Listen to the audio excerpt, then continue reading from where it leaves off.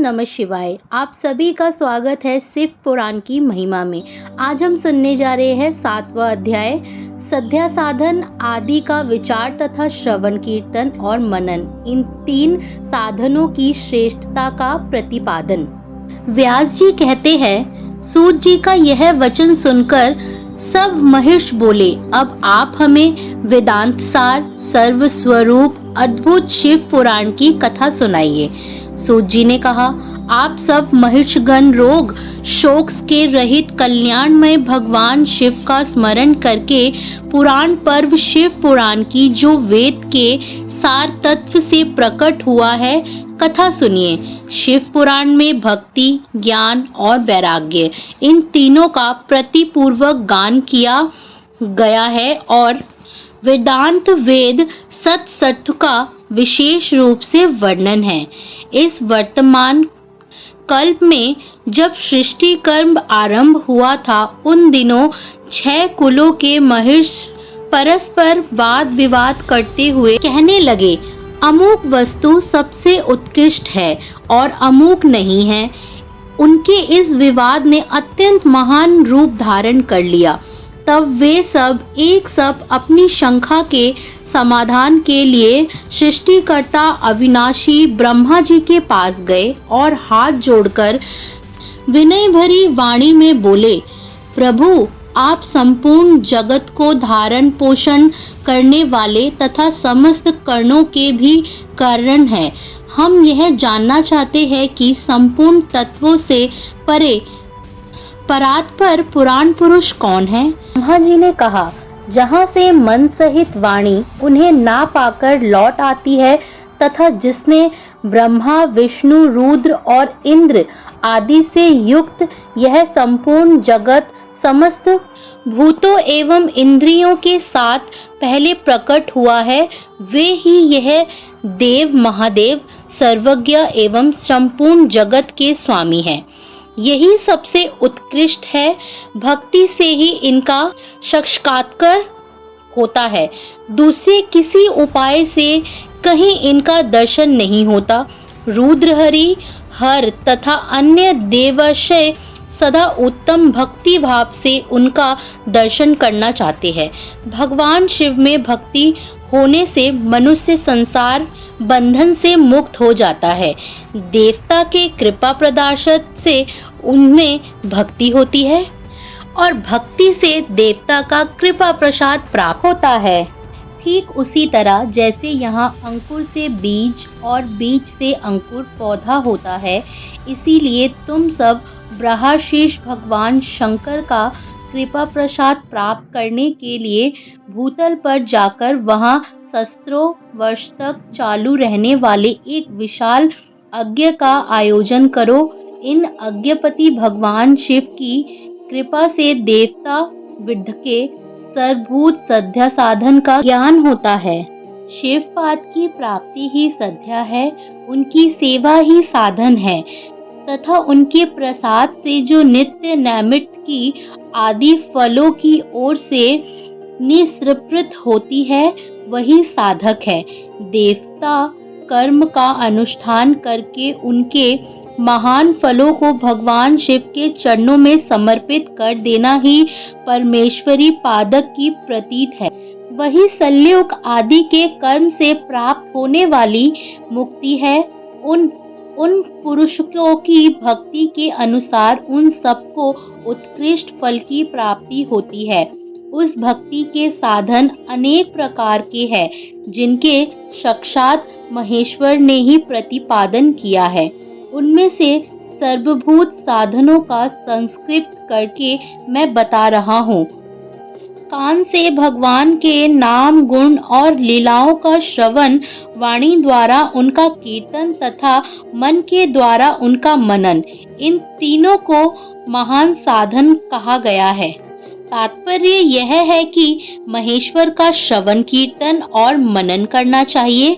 यह स्तुति का वाक्य हम सबके लिए प्राणभूत है, इसलिए साधन से संपूर्ण मनोरथों की सिद्ध में लगे हुए आप लोग परम श्रद्धेय को प्राप्त हो। लोग प्रत्येक वस्तु को आँख से देखकर उसमें प्रवृत्त होते हैं, परंतु जिस वस्तु को कहीं भी प्रत्येक दर्शन नहीं होता, उसे श्रवणेंद्रिय द्वारा जान सुनकर मनुष्य उसकी प्रतीत के लिए चेष्टा करता है। अंत पहला साधन श्रवण की है।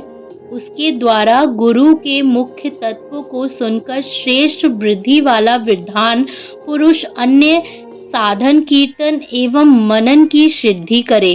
क्रमांश मन प्रयत्न इस साधन की अच्छी तरह साधना कर लेने पर उसके द्वारा संयोग आदि के कर्म से धीरे धीरे भगवान शिव का संयोग प्राप्त होता है। पहले सारे अंगों के रोग नष्ट हो जाते हैं, फिर सब प्रकार का लौकिक आनंद भी विलीन हो जाता है। भगवान शंकर की पूजा, उनके नामों के जप तथा उनके गुण रूप विलास और नामों का युक्तिपरायण चित्त के द्वारा जो निरंतर परिशोधन या चिंतन होते हैं, उसी को मनन कहा गया है। वे महेश्वर की कृपा दृष्टि से उपलब्ध होता है। उसे समस्त श्रेष्ठ साधन में प्रधान या प्रमुख कहा गया है। सूत जी कहते हैं, मुनीश्वरों, इस साधन का महत्व बताने के प्रसंग में मैं आप लोगों के लिए एक प्राचीन वृत्तांत का वर्णन करूंगा। उसे ध्यान देकर आप सुने। पहले की बात है, पराशर मुनि के पुत्र मेरे गुरु व्यासदेव जी सरस्वती नदी के सुंदर तट पर तपस्या कर रहे थे। एक दिन सूर्यतल तेजस्वी विमान से यात्रा करते हुए भगवान संत कुमार अकस्मात वहां जा पहुंचे। उन्होंने मेरे गुरु को वहां देखा। वे ध्यानमय मगन थे।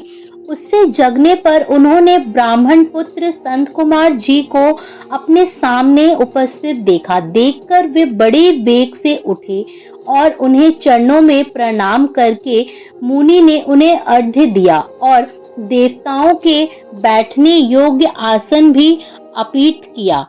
तब प्रसन्न हुए भगवान संत कुमार विनीत भाव से खड़े हुए व्यास जी से गंभीर वाणी में बोले, मुने, तुम सत्य वस्तु का चिंतन करो। वह सत्य पदार्थ भगवान शिव ही है जो तुम्हारे साक्षात्कार विषय होंगे। भगवान शंकर का श्रवण कीर्तन मनन, यह 3 महत्तर साधन कहे गए हैं। ये तीनों ही वेद समझ है। पूर्व काल में मैं दूसरे साधनों के संदर्भ में पकड़कर घूमता घामता मंदारचल पर जा पहुंचा और वहां तपस्या करने लगा। तदंतर महेश्वर शिव की आज्ञा से भगवान नंदीकेश्वर वहां आए। उनकी मुझ पर बड़ी दया थी। वे सबके साक्षी तथा शिव गणों के स्वामी भगवान नंदीकेश्वर मुझे स्नेह पूर्वक मूर्ति का उत्तम साधन बताते हुए बोले, भगवान शंकर का श्रवण कीर्तन और मनन, यह तीनों साधन वेद सम्मत है और मुक्ति के साक्षात कारण है। यह बात स्वयं भगवान शिव ने मुझे कही है। अंत ब्राह्मण, तुम श्रवणादि तीनों साधन को ही अनुष्ठान करो। व्यास जी से बारंबार ऐसा कहकर अनुगामियों सहित ब्रह्मपुत्र संत कुमार परम सुंदर ब्रह्मधाम को चले गए।